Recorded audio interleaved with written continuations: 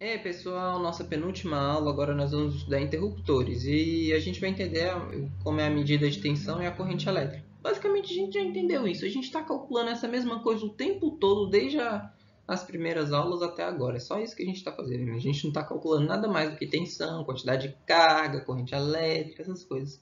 Enfim, força de interação entre carga. A força magnética é sempre perpendicular à velocidade da partícula carregada. Existe uma orientação particular da força em relação à velocidade v. Isso é, existe uma linha no espaço ao longo do qual as partículas podem se mover sem sofrer a ação da força magnética. Essa linha é, por definição, linha do campo magnético. Consequentemente, isso estabelece uma forma de determinar a direção do campo magnético.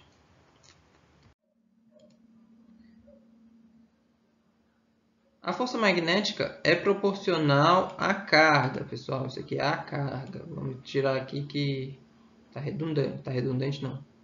Está errado. Tanto na magnitude no sinal. Isso significa que uma carga negativa se movendo no mesmo sentido de uma carga positiva produz uma força no sentido oposto àquela produzida pela carga positiva. Para todas as direções da velocidade v, a magnitude de F é diretamente proporcional à componente de v dada por v seno de θ, onde Q é o ângulo entre o sentido e a direção do vetor do sentido e direção do campo magnético. Dessa forma, a força magnética será igual a zero quando a carga for igual a zero, ou 180 graus. Isso é, os vetores v e b estão paralelos.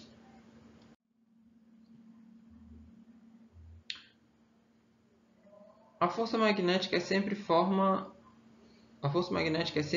sempre um ângulo. A força magnética sempre forma sempre um ângulo reto. Calma aí, pessoal. A força magnética forma sempre um ângulo reto, ou sempre forma um ângulo reto, depende. Ou é perpendicular ao plano formado pelos vetores v e b. Aqui os vetores, pessoal. A gente está falando dos vetores, mas não estava vendo os vetores. Na simulação a seguir, o campo magnético é uniforme e tem um sentido do observador para a tela.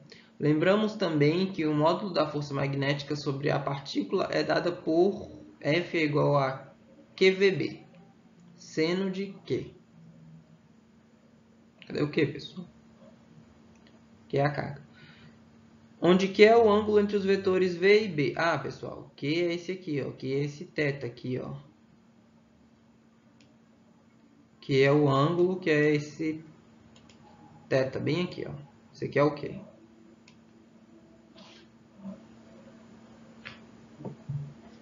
Então é ângulo V vezes a velocidade vezes o B, né? Aqui, ó. Vezes o seno do ângulo aqui de novo. Nos é familiar o fato de que dois ímãs, quando aproximados um do outro, exercem um sobre o outro uma força. Essa força pode ser atrativa ou repulsiva. A gente está falando de novo dos ímãs, né? O polo norte e o polo sul.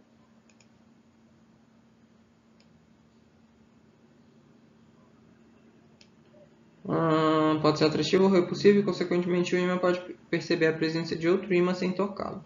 Os ímãs, em geral, são constituídos em formato de barra ou bastões, tendo duas extremidades ou faces chamadas polos. Ó, pessoal, aqui, ó, por exemplo, aqui é o sul e aqui é o norte, o ímãzinho que eu desenhei. O campo magnético é mais intenso nas proximidades desses polos ou extremidades. Eles são conhecidos por polo norte e polo sul. Acabei de falar isso. Se o polo norte de um ímã é colocado perto de outro polo norte, vai repelir, né?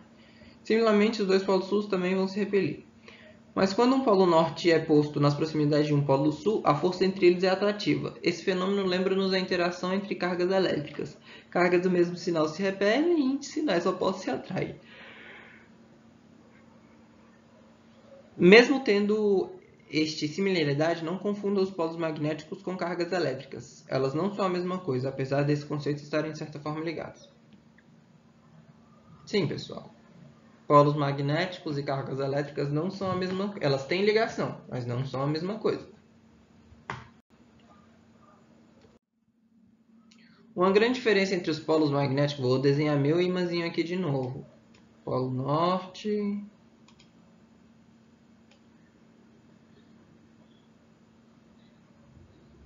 Polo Sul. Uma grande diferença entre os polos magnéticos e as cargas elétricas, minha carga elétrica está aqui, ó, meu raiozinho.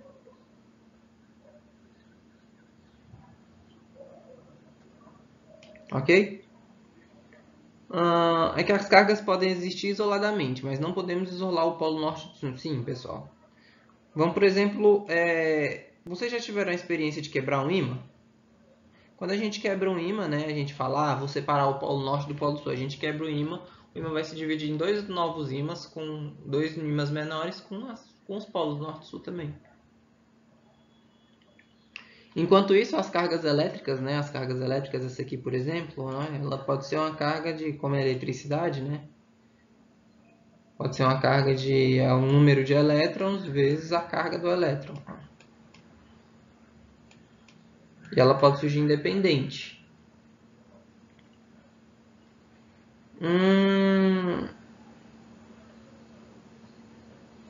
No caso, a carga do elétron, pessoal, é a letra C, não é o Q, não. Q é o...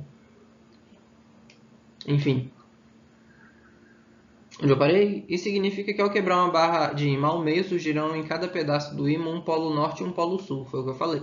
Se continuarmos quebrando os pedaços ao meio, novos polos sul e polos norte e sul aparecerão em cada um dos fragmentos menores. Os físicos têm tentado por diferentes técnicas isolar um desses polos e criar um monopolo magnético, mas ainda não se tem nenhuma evidência de sua existência. Pessoal, não dá. Por que isso acontece? Não sei, mas não dá. Por enquanto ainda não dá.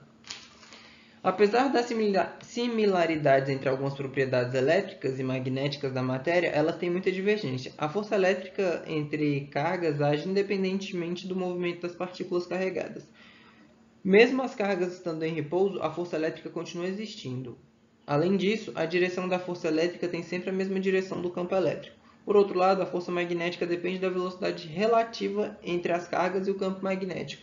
É perpendicular à força sobre uma das partículas.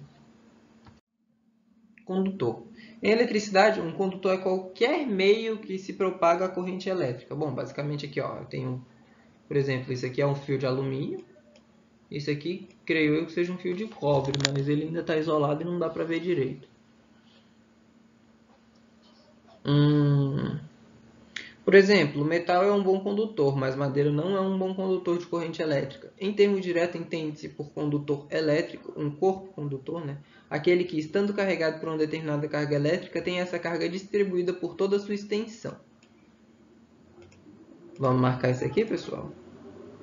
Entende-se por condutor elétrico aquele que, estando carregado por uma determinada carga elétrica, tem essa carga distribuída por toda a sua extensão. Metais são bons exemplos de corpos condutores. Em seus átomos, os elétrons da região externa da eletrosfera mantêm uma ligação muito fraca com o núcleo.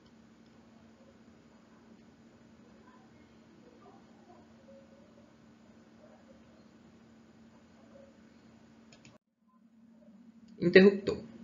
O interruptor, como conhecemos hoje, nada mais é do que um aparelho que, ligado a um circuito elétrico, tem como função não somente interferir na circulação, como também na distribuição de energia. Enquanto conceito trabalhado. Colocado geralmente numa parede, funciona a partir da modificação da sua posição de comutação. Bom, basicamente o interruptor ele vai deixar o sistema aberto ou fechado, né? Fontes medidoras de correntes. O conhecimento do efeito magnético da corrente elétrica possibilitou a construção de aparelhos medidores que utilizassem ponteiros. A figura ao lado mostra um arranjo básico de um medidor desse tipo. Um eletroímã fixado no eixo que pode girar, o ponteiro é preso a este eixo, e um ímã permanente é colocado próximo ao eletroímã e fixo à carcaça. Não tenho muito o que falar daquilo ali. Fontes e medidores de correntes. Quando uma corrente elétrica é estabelecida no fio que forma o eletroímã, este criará na região um outro campo magnético. Havendo uma superposição desse campo com o campo criado pelo ímã na região, a força magnética de interação entre o ímã permanente e o eletroímã moverá esse último por estar fixado no eixo móvel, deslocando consigo o ponteiro. Como a intensidade da força magnética depende da corrente elétrica, o ponteiro gira mais quanto maior for a corrente. Ao girar, o eletroímã comprime uma mola de formato espiral. Assim, o ponteiro estabiliza-se quando as forças magnéticas e elásticas se equilibram.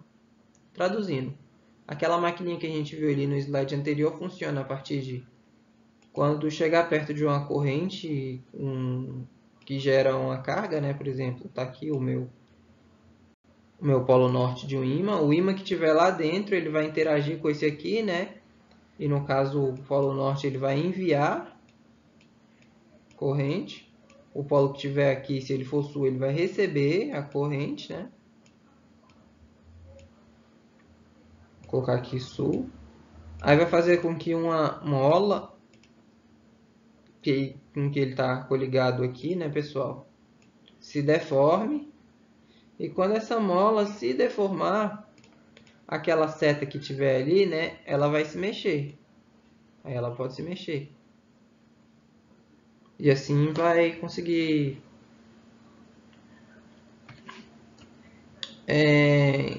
medir essa corrente. Esse conjunto... Aí, ó, pessoal, foi o que eu falei agora. Esse conjunto funcionando dessa maneira é denominado galvanômetro. Ele está presente em todos os medidores elétricos que utilizam ponteiros, como medidores de tensão, voltímetros, corrente elétrica, amperímetros, blá. Quando um galvanômetro é utilizado para medir corrente elétrica em um circuito, o fio do eletroímã deve ser conectado em série a ele. Para medir tensão em um circuito, o eletroímã deve ser conectado em paralelo a ele. Aplicando conceitos. Uma lâmpada A é ligada a uma rede elétrica e uma outra lâmpada B, idêntica à lâmpada A, é ligada simultaneamente em paralelo com a A. Desprezando-se a resistência dos fios de ligação, pode-se afirmar que a corrente da lâmpada A aumenta? Não. A diferença de potencial da lâmpada A aumenta? Não. A potência dissipada na lâmpada A aumenta? Não. As resistências elétricas de ambas as lâmpadas diminuem? Não. Em uma das anteriores, pessoal, o que acontece? A corrente ela é dividida entre as duas lâmpadas, né? Entre os dois resistores. As 10 lâmpadas de uma árvore de Natal são ligadas em série. Numerando essas lâmpadas de 1 a 10 e supondo que a nona lâmpada queime, todas apagam. Alguém já teve esse problema com pisca-pisca de árvore de Natal? Eu tenho direto. Se uma queima, todas as que estão em série apagam. Por quê? Porque o circuito fica aberto. Se a energia não volta para a bateria, o circuito fica aberto e a carga ela não... E todo o circuito simples, né? Toda a aparelhagem não funciona. Todas apagam. Se uma queima, todas apagam. Elas não queimam, elas só vão apagar, viu? Em relação à rede elétrica e aos aparelhos resistivos de uma casa, são feitas as seguintes afirmativas. Exceto as lâmpadas da árvore de Natal. Todos os aparelhos são ligados em paralelo. Isso aqui é verdadeiro, pessoal. Você não precisa ligar um aparelho para que outro aparelho funcione na sua casa. Se a rede de energia foi bem feita. Aqui em casa fizeram um gato uma vez, em que para ligar a lâmpada de um quarto tinha que ligar alguma coisa na tomada, mas isso aí foi gato. O aparelho de maior potência é o que tem mais resistência. Falso. O disjuntor ou fusível está ligado em série. Sim, o disjuntor ou fusível está ligado em série com os aparelhos protegidos por ele. Sim, por quê? Porque queima primeiro o fusível do que o aparelho. Lembrando, aparelhos são caros, fusíveis são baratos.